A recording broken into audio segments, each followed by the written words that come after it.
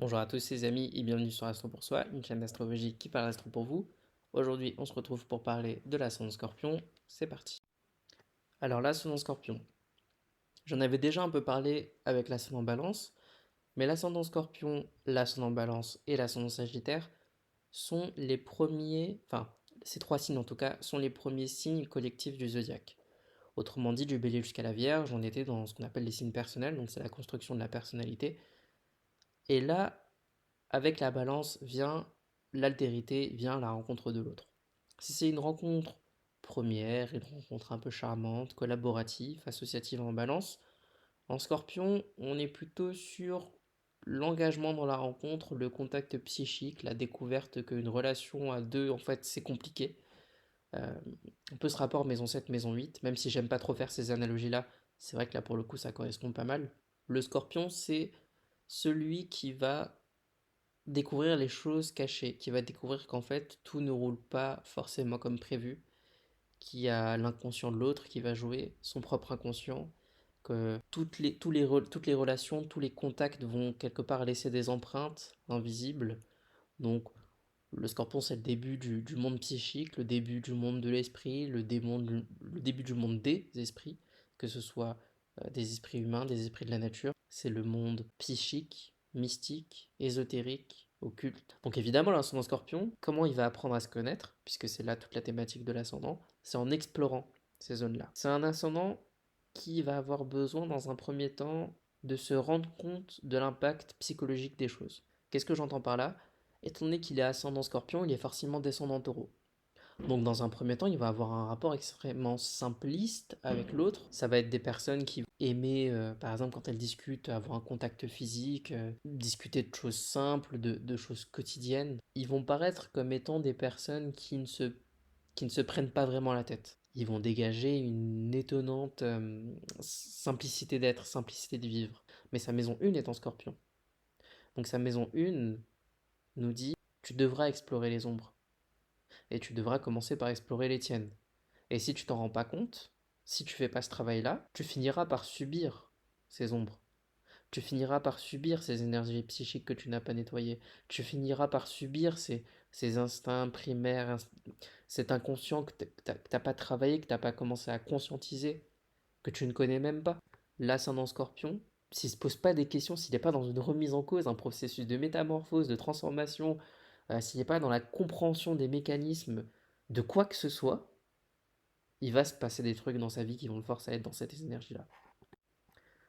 Parce que l'ascendant scorpion, il est maîtrisé par Pluton et que Pluton laisse pas le choix, tout simplement.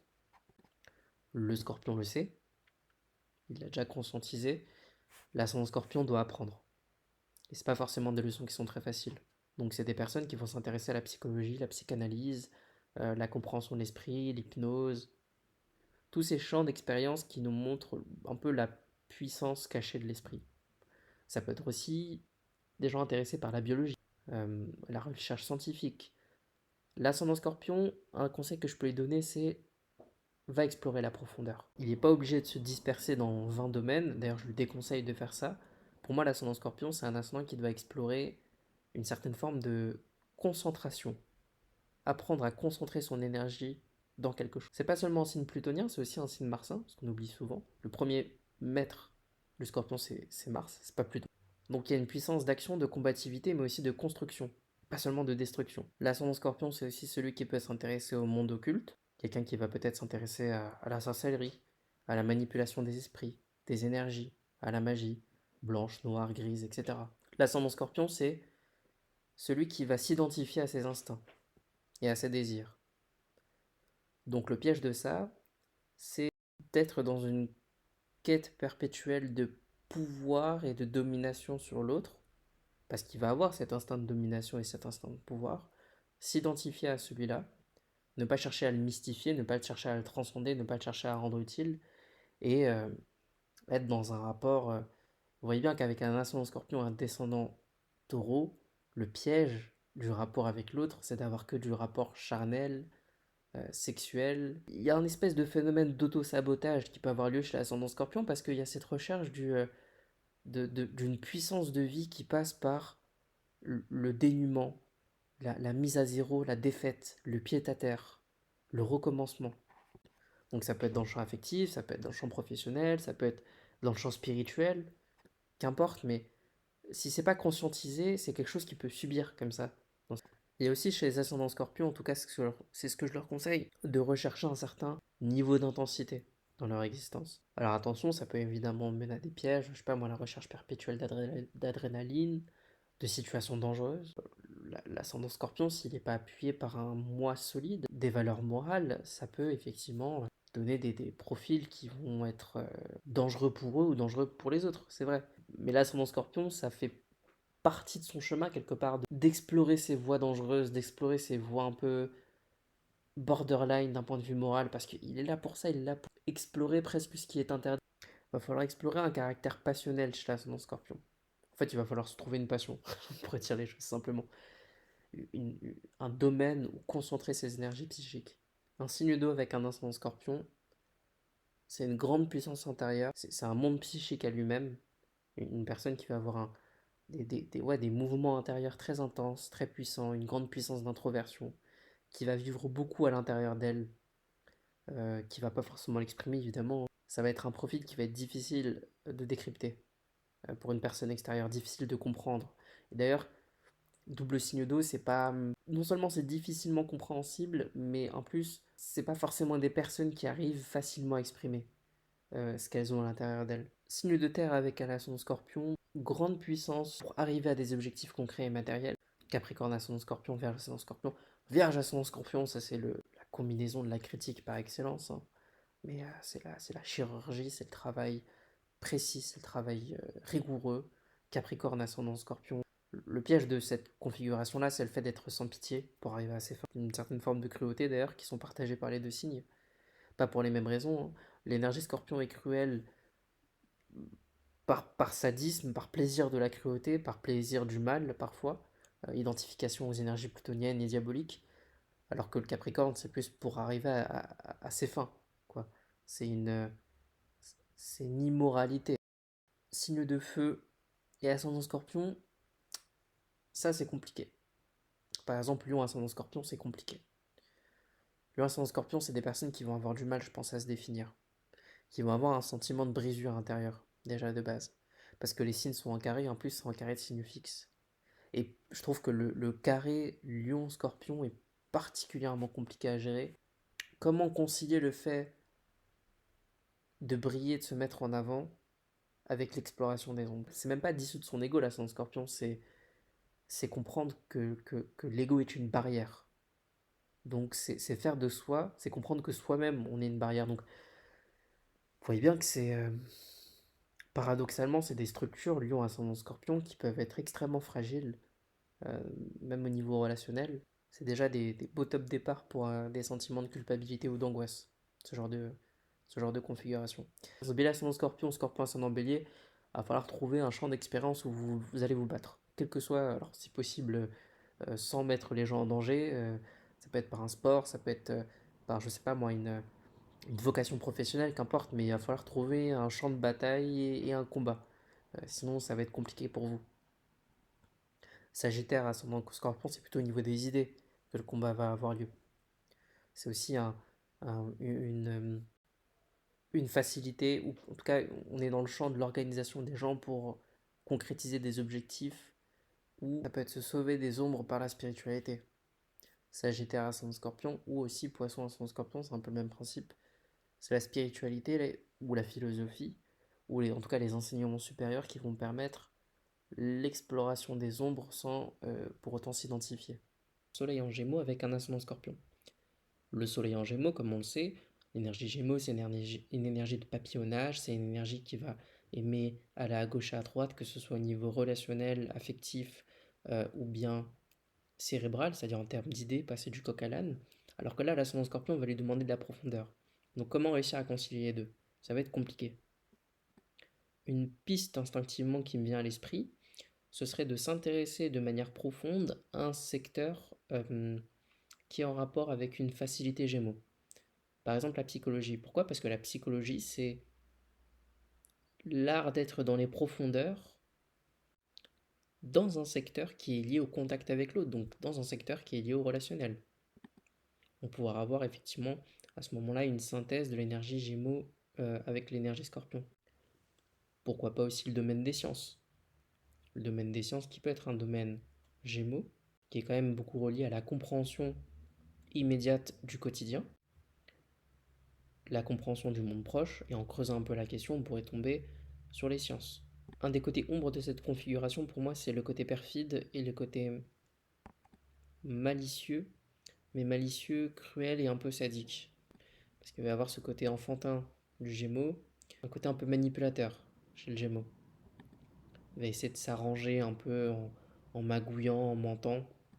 Un sens de la débrouillardise qui peut devenir un sens de la roublardise. Et avec un ascendant Scorpion, qui, comme je disais avant, est aussi dans l'exploration des choses un peu borderline, ça peut devenir problématique en termes de comportements moraux. Verseau ascendant Scorpion. Là, pour le coup, c'est peut-être la configuration RO qui fonctionne le mieux. Pourquoi? Parce que Uranus se sent très à l'aise dans le signe du Scorpion. Parce que le Scorpion adore la tabula rasa et Uranus adore la révolution. Pourquoi je vous parle d'Uranus? Parce que Uranus, tout simplement, maîtrise les Verseaux. Donc, entre le Verseau et le Scorpion, on a ce même attrait pour le recommencement, ou plutôt, je devrais dire, le bouleversement. Le Scorpion bouleverse pour montrer les failles, pour revitaliser, pour entraîner la métamorphose, alors que le Verseau bouleverse pour entraîner la révolution, le changement social, la réorganisation, repenser les rapports à l'autre pour plus de fraternité. C'est à peu près ça la thématique de l'énergie Verseau.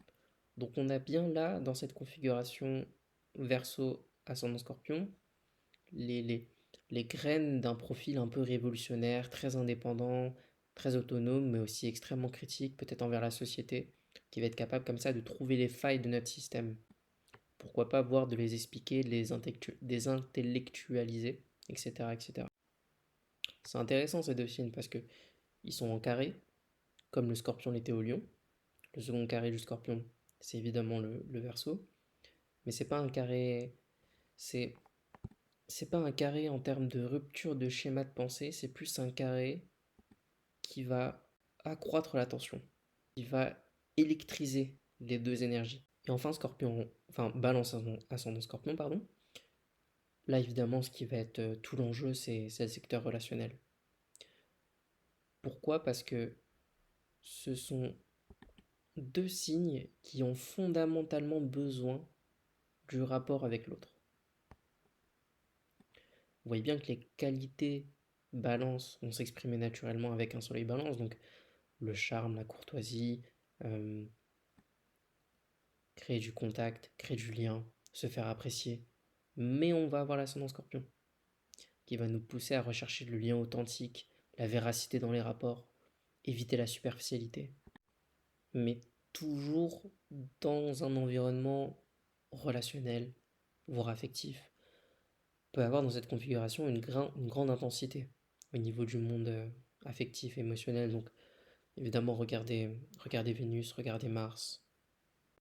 L'énergie balance scorpion, c'est ce que Jacques Berton reliait ça à ce qu'on appelle un mythe de Carmen.